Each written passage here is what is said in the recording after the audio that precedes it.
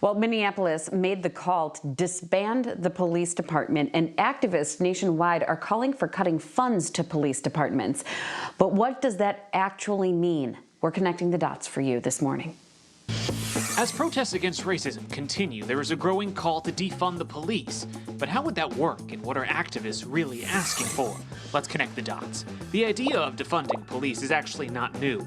Murmurs calling for funds to be pulled from police departments started to grow after protests against police brutality in Ferguson, Missouri in 2014. But it was treated as a radical idea and didn't gain much traction.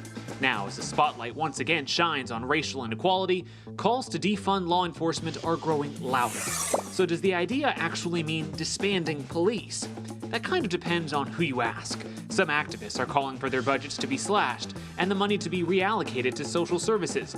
Others want all funding to be removed and departments dissolved.